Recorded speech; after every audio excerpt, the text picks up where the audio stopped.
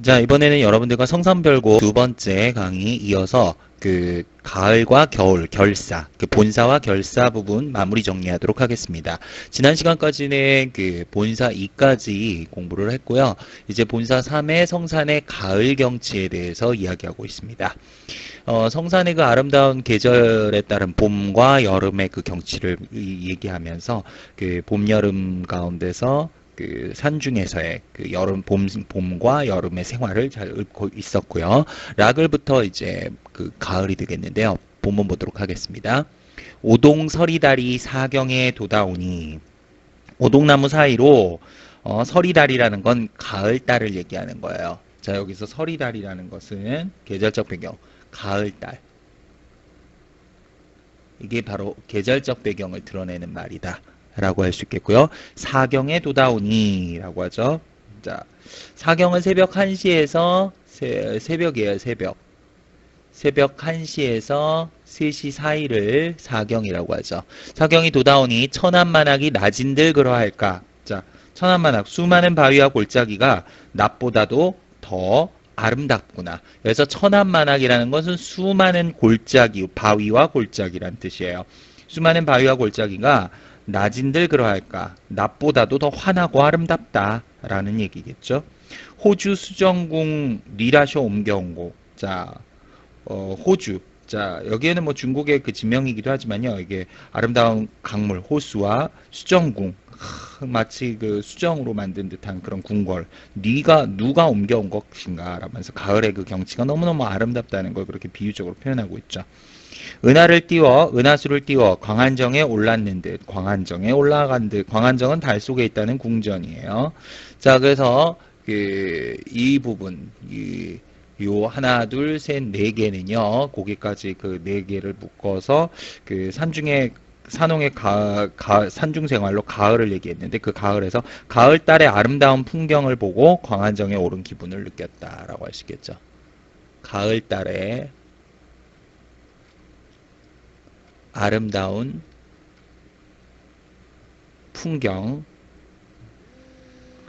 풍경과 광안정에 오른 느낌.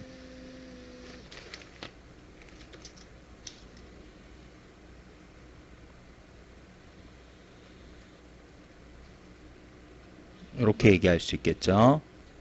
자, 다음 계속 이어서 볼게요. 짝맞은 늙은 솔란 조대에 세워두고 라고 하죠. 한 쌍의 늙은 소나무를 조대, 낚시터에 세워놓고 그 아래 배를 띄워 갈대로 더뎌두니 그 아래 배를 띄워 가는 대로 내버려두니 자, 배를 띄워 갈대로 가는 대로 내버려둔다. 이거 어떤 태도예요? 유유자적한 태도. 아주 여유롭죠? 유유자적한 태도가 드러났다. 이렇게 얘기할 수 있겠죠. 홍요와 백빈주 어느 사이 지나간되 홍요와 백빈주를 어느 사이에 지나갔길래 홍요와는 붉은 여기꽃 붉은 꽃이고요. 백빈주는 흰 마름 꽃이 피어있는 물가주자죠. 물가라는 뜻이죠. 어느 사이 지나간데 어느 사이에 지나갔기에 환벽당 용의 소해 반머리에 다하세라라고 했죠. 환벽당 용의 연못 용추에 뱃머리가 닿았구나. 자, 여기에선 뱃놀이의 그 풍류를 즐기고 있어요. 자, 그래서 여기서부터 시작해서 여기까지의 내용은요. 이렇게 다 묶어서 자, 여기선 뱃놀이의 풍류를 즐김. 뱃놀이의 풍류를 즐김이라고 할 수 있겠죠. 청강 녹초변에 소먹이는 아해들이라고 했죠. 맑은 강에 풀이 우거진 곳에 물가에서 소먹이는 아이들이 석양에 어위겨워란 말은 흥에 겨워라는 말이죠. 이 부분 흥에 겨워 단적을 비끼부니 자, 작은 피리를 비껴부니 물 아래 잠긴 용이 잠 깨어 일어날 듯 물 아래 잠긴 용이 잠을 깨어 일어나는 듯 내게 나온 학이 제 깃을 두고 반공에 솟아뜰 듯 안개 기운에 나온 학이 제 집을 버려두고 공중에 솟아뜰 듯 하다.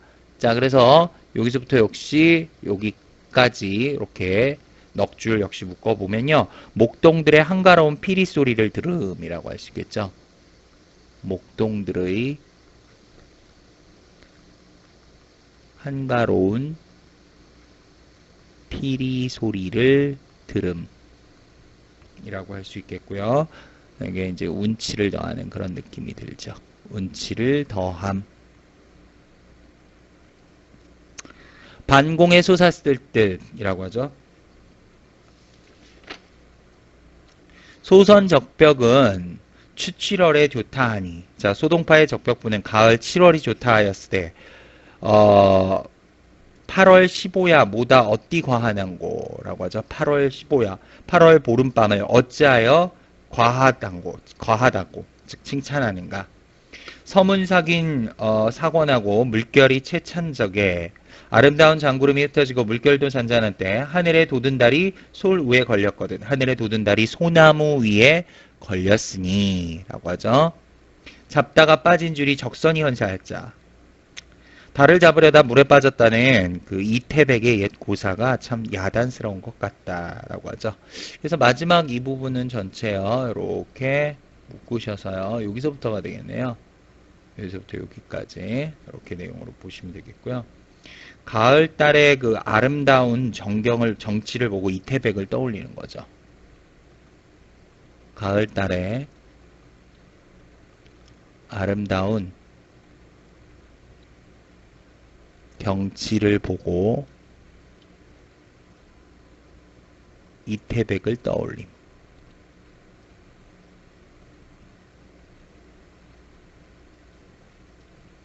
이렇게 얘기할 수 있겠죠. 자, 여기까지의 내용이 그래서 그 본사의 3의 가을 경치를 얘기했다면 이번엔 본사 4의 겨울 경치를 가보도록 하겠습니다. 자, 공산에 빈산이죠. 빌공짜. 그러니까 비어있는 아무것도 없는 산에 겨울이니까요. 빈산에 쌓인 잎을 삭풍이 걷듯 부니. 삭풍은 북쪽에서 바라오는 바람, 북풍이죠. 이게 계절적 배경 겨울이라는 걸 드러내는 소재예요.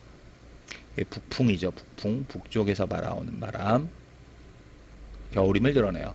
건드불어 때구름 거느리고 눈조차 몰아오니 눈. 자, 여기 눈이나 이런 삭풍들은 겨울이라는 계절을 드러내는 계절적 배경에 해당하는 소재다. 이렇게 보시면 되겠어요. 때구름 거느리고 눈까지 몰아오니 천공이 호사라와 온 세상이 자 호사라와 온 세상이 참 아름답게 꾸며져 옥으로 꽃을 지어 자 옥으로 꽃을 지은 듯 만수천림을 꾸며낸 만수천림은 꾸며낼 시이고 라고 했죠. 온갖 나무들을 자 잘도 꾸며내겠구나 라고 하죠. 천공이 호사라와 이 부분부터 만수천림은 꾸며낼 시이고 이 부분은요. 눈이 내린 풍경을 한 폭의 그림처럼 묘사했죠. 눈이 내린 풍경을 한 폭의 그림처럼 묘사했다. 이렇게 얘기할 수 있겠습니다. 앞여울 가리얼어 동목교 빗겼난데 앞여울 가리워 얼고 외나무 다리가 걸려 있는데 막대 맨 늙은 중이 어느 절로 갔단 말고 막대를 맨 늙은 중이 어느 절로 갔단 말인가. 산홍이의 이 부기를 남다려 헌사마오. 산늙은이의 이 부기를 남에게 야단스럽게 말하지 마시오 라고 했는데 그게 이제 그 뒷장에 나와 있죠. 산홍의 부기를 남다려 헌사마오 경력을 은색에 차자리 누이시리 라고 했죠. 그래서 그 앞쪽에 이 부분부터 시작을 해서요. 여기서부터 시작해서 그 밑으로 다음 페이지에 여기까지 네 줄의 내용은요. 전반적으로 바로 자연을 혼자 즐기기 위함이라기보단 속세의 유혹으로부터 자신을 자연에서 즐기는 삶을 지키고자 한다라는 그런 의미로서 자연을 즐기는 그런 어떤 삶을 표현한 건데 여기 보면 경욕을 은색이란 말이 있죠. 이 부분은요, 지금 이 화자가 머물고 있는 성산을 가리킨다라고 할 수 있겠죠. 성산을 가리킴이라고 할 수 있겠죠. 산홍의 부기를 남다려 헌사마오. 여기서 산홍은 그 성산의 주인인 김성원을 지칭하는 거라고 할 수 있겠고요. 이 부기는 자연을 즐기는 생활을 의미하는 거예요. 자연을 즐기는 생활. 이렇게 얘기할 수 있죠. 그래서 여기에서는 그 산홍의 산중생활, 그 중에서도 겨울의 산중생활을 얘기하는 거죠. 자연에서 즐기는 삶을 이야기하는 거죠. 자연을 즐김이라고 할 수 있겠죠. 자, 이제 마지막 결사 부분이 되겠습니다. 자, 산중에 벗이 없어 한기를 쌓아두고 라고 했죠. 산중에 친구가 없어서 한기라는 건 책을 쌓아두고. 자, 여기에 보면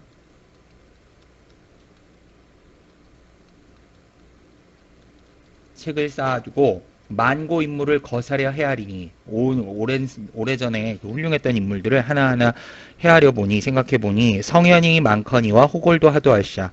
성현들도 많거니와 호골들도 많기도 많구나.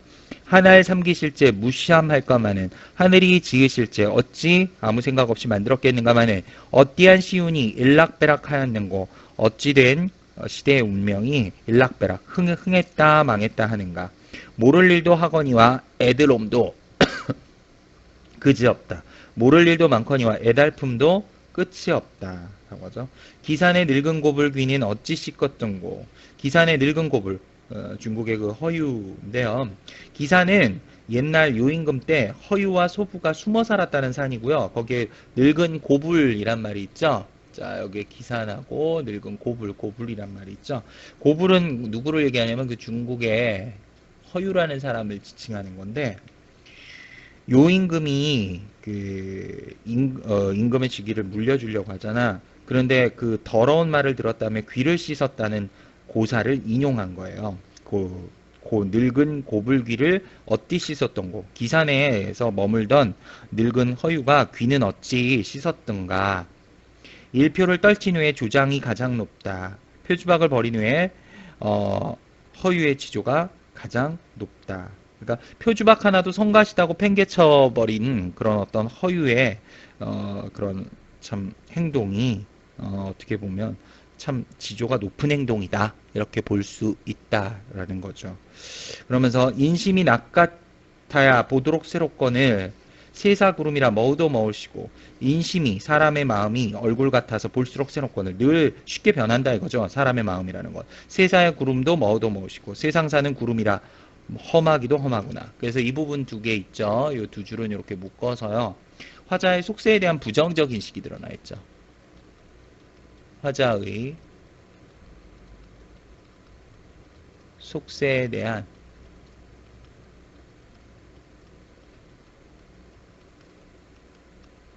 부정적인 인식이 드러남이라고 할 수 있겠네요.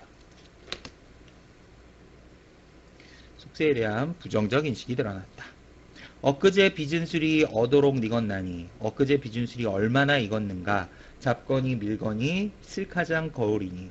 자, 잡거니 밀거니 실컷 기울이니 마음에 맺힌 시름 적으나 하리이다. 마음에 맺혀있는 시름. 자, 적으나 하리이다. 마음에 맺힌 시름이 조금이나마 덜어지는 것 같다. 자, 이 부분요. 여기는 이렇게 밑줄을 그어주시고요. 술을 통해 시름을 해소하고 있죠.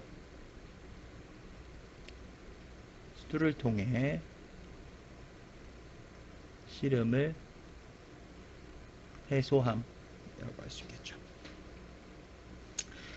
검은고 시오 건져 풍입송이하고야. 검은고에 줄을 얹어 풍입송을 타는구나. 풍입송은 고려시대의 태평성대를 기원하고 임금의 덕을 찬양하는 그런 노래예요. 노래 제목이라고 보시면 돼요. 자, 손인동 주인인동 다 잊어버렸어라. 자, 손님인지 주인인지 다 잊어버렸도다. 그만큼 흥취에 푹 빠졌다는 거죠. 이 부분. 자, 그래서 손과 주인도 잊을 정도로 흥취에 푹 빠진 상태, 흥취에 몰입함. 즐기는 흥취에 푹 빠짐. 이렇게 얘기할 수 있겠죠. 장공에 떴는 학이 이골에 신선이라. 자, 저 공중에 떠있는 학이 이골에 참 신선이다. 신선인 것 같다. 자, 여기서 그 진선, 그 다음에 여기 보면 그대가 그인가 하노라. 여기서 그라고 나오죠. 이 부분은 다시 조금 체크를 할게요. 자, 이 부분에서는요. 그대가 그인가 하노라. 요 진선이 얘기하는 거고, 여기에서는 그대가 그인가 하노라. 이 부분은 바로 그 성산의 주인인 김성원의 풍류를 예찬한 것으로 마치 그 사람이 참 자연을 즐기는 모습이 신선과 같다, 신선인 것 같다. 그인가, 그가 누구냐, 바로 이 신선에다 참 신선인 마더라. 장공에 떠있는 악이라고 해도 이 공중에 떠있는 악도 역시 이 성산의 주인인 김성원을 비유한 것이다 라고 얘기할 수 있겠죠. 요대월하의 행여하니 만나신가. 자, 신선이 산다는 달에서 혹시 나를 만나지 아니하였는가. 손이셔 주인 다려 니로되, 손님이 주인에게 이르길 그대가 참 신선인가 하느라. 자, 그래서 손님이라는 건 화자, 정처를 이야기하는 거고요. 주인은 바로 역시 김성원을 의미하는 거라고 할 수 있겠죠. 이렇게 보시면 되겠어요. 그래서 현실을 떠나서 이 부분에서는 술과 검은고로 아주 그냥 그 자연을 즐기는 마음에 푹 빠진 신선의 풍모를 지닌 그 김성원을 칭찬하고 있죠. 대화 형식을 통해서 서두와 좀 호응이 되는 부분이다. 이렇게 얘기를 할 수 있어요. 조금 빠르게 진행해서 아마 여러분들 조금 어렵게 느껴질 수는 있겠는데요. 교환에 있는 그 현대어 해석 부분하고 같이 참고를 하면서 복습을 좀 정리를 해주셨으면 좋겠습니다. 자, 여기까지입니다. 수고하셨습니다.